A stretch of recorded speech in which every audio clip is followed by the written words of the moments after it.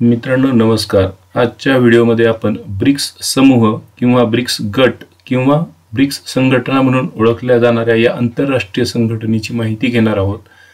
BRICS समूह किंवा BRICS संघटना आता 10 देशांची संघटना ठरली आहे। ऑगस्ट 2023 मध्ये ब्रिक्स समूहाच्या जोहान्सबर्ग शिखर परिषदेत ब्रिक्स नेत्यांनी 1 जानेवारी 2024 पासून अर्जेंटिनासह 6 देशांना या समूहामध्ये नव्याने समाविष्ट करण्याच्या प्रस्तावाला मंजुरी दिली होती। परंतु 29 डिसेंबर 2023 रोजी म्हणजे काही दिवसापूर्वी अर्जेंटिनाचे नवे अध्यक्ष जेवियर मिली यांनी या संघटनेमध्ये म्हणजेच ब्रिक्स समूहामध्ये सामील होण्यास नकार दिला। त्यामुळे मग 1 जानेवारी 2024 पासून जे 5 देश होते अर्जेंटिना सोडून, त्यामध्ये Egypt, Ethiopia, Iran, Saudi Arabia आणि संयुक्त अरब अमिराती म्हणजेच युनायटेड अरब अमिराती हे 5 देश नवीन सदस्य म्हणून सामील झाले या संघटनेमध्ये। त्यामुळे मग पहिले 5 देश ज्यांच्या अध्यक्षरावरून ब्रिक्स संघटनेचं नामकरण झालं होतं ते देश 5 पहिले आणि हे नवे 5 देश असे एकूण 10 देश आता या संघटनेमध्ये सामील झाल्यामुळे ही 10 देशांची संघटना बनली आहे। परंतु आता याचं नाव काय ठेवलं जाईल ते आपण आता पुढे ज्या काही घडामोडी होतील त्यामध्ये पाहूयात। सध्या तरी आपण ब्रिक्स संघटना ही 10 देशांची संघटना आहे किंवा या संघटनेचे 10 सदस्य देश आहेत हे आता यापुढे लक्षात ठेवू, परीक्षेमध्ये आपल्याला प्रश्न आला तर। आता रशियाचा अध्यक्ष म्हणून कार्यकाळ सुरू झालेला आहे। तर कधीपासून तर 1 जानेवारी 2024 पासून ब्रिक्सचे अध्यक्ष म्हणून रशियाचा कार्यकाळ आता सुरू झालेला आहे आणि हे संपूर्ण वर्ष ब्रिक्सचे अध्यक्ष म्हणून रशिया काम करणार आहे। आता थोडीशी माहिती आपण ब्रिक्स विषयी घेऊ, अगदी लहान या व्हिडिओमध्येच या आपल्या। तर ब्रिक्सचे पूर्ण रूप म्हणजे आतापर्यंत जे होतं 1 जानेवारी 2024 पूर्वी, ज्यामुळे याचं नाव देखील ब्रिक्स ठेवलं ते म्हणजे ब्राझील, रशिया, भारत म्हणजे इंडिया, चीन आणि दक्षिण आफ्रिका।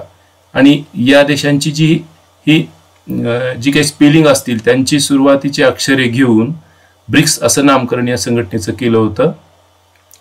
अर्थशास्त्रज्ञ जिम ओ नील यांनी 2001 मध्ये ब्रिक म्हणजे दक्षिण आफ्रिका त्यावेळी सामील नव्हतं म्हणून BRIC म्हणजे ब्रिक हा शब्द तयार केला होता, निर्माण केला होता। ब्रिक हा शब्द सर्वप्रथम गोल्डमॅन सॅक्स ही एक जागतिक वित्तीय संस्था आहे, तर तिने सन 2001 मध्ये त्यांच्या जागतिक आर्थिक paper the world needs better economic brick मध्ये येत्या अर्धशतकातील जागतिक आर्थिक प्रवाहाच्या अभ्यासाच्या संदर्भात वापरला होता। 2006 मध्ये ब्रिक देशांच्या परराष्ट्र मंत्र्यांच्या पहिल्या बैठकीत या गटाला औपचारिक रूप देण्यात आले। या गटात सुरुवातीला फक्त भारत, ब्राझील, रशिया आणि चीन यांचा समावेश होता हे तर आपण पाहिलं। पहिली ब्रिक शिखर परिषद म्हणजे या 4 देशांचा समावेश असलेली परिषद येकॅटरिनबर्ग रशिया येथे झाली होती।